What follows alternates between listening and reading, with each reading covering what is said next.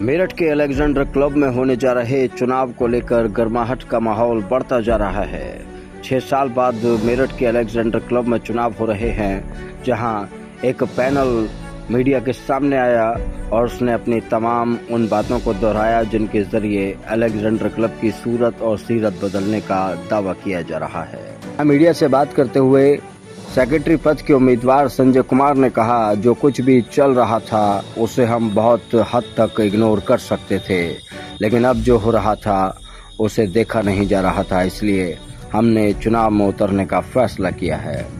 वहीं कोषाध्यक्ष पद के उम्मीदवार राहुल दास ने कहा कि हमारा मकसद है कि अलेक्जेंडर क्लब की जो इमारत है उसमें नए रूप लाए जाएं, उसे बदला जाए, उसका रिनोवेशन किया जाए और चुनाव जीतने के बाद हम ये करते हुए दिखाई देंगे। और चुनाव जीतने के बाद हम इस कार्य को सबसे पहले करेंगे। उपाध्यक्ष पद के उम्मीदवार संजय अग्रवाल ने कहा कि अब हम चुनाव में हैं और हमें सब जगह से समर्थन मिल रहा है। इतना महत्वपूर्ण हमने नहीं सोचा था जितना महत्वपूर्ण ये बन गया है। एजीएम के अंदर जब हम देख रहे थे, एजीएम चल रही थी, एजीएम के अंदर हमें बोलने नहीं दिया गया। हम अपने सवाल रखते, सवाल को बताते, वो बोलने नहीं दिए गए।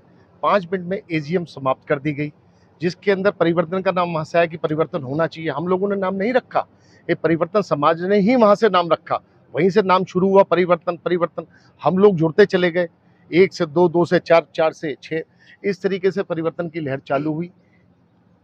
हमारा एक लक्ष्य है इस क्लब को, जो सबसे बड़ी दिक्कत इस क्लब के अंदर प्रायर है वो ये है कि सर्विसेज जो बहुत बुरी है, वो सबसे पहले हमें वो ठीक करनी है।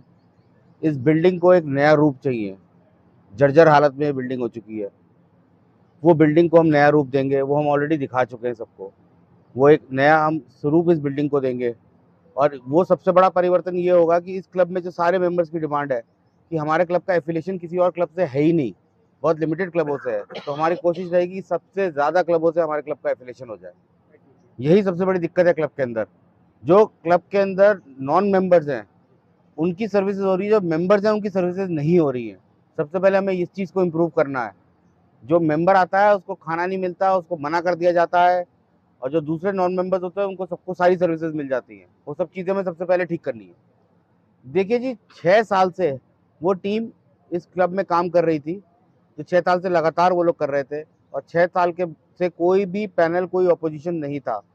सब लोगों ने ये जब एजीएम हुई और एजीएम में मेंबर्स के साथ बदसलूकी हुई वहाँ पे, उसके बाद सब लोगों ने एक परिवर्तन, एक नारा दिया, और नारा दे के हम लोग आज यहाँ बैठे हैं, एक परिवर्तन परिवार पूरा। और हमें वो परिवर्तन इस क्लब के अंदर लाना है अब, और वो मेंबर्स की खोई हुई जो इज्जत इस क्लब के अंदर खो गए हैं वो लोग, वो वापस लानी है हमें। ये तो जिस तरीके से लोग हमसे जुड़ रहे हैं, अब वो वोटिंग करेंगे, उसका जवाब उन्हें खुद ही मिल जाएगा कि ट्रस्ट किस पे है और किस पे नहीं है। कुछ चीज़ों के बारे में भी सोचा आपने? अगर परिवर्तन आता है तो परिवर्तन क्या लेके आएगा?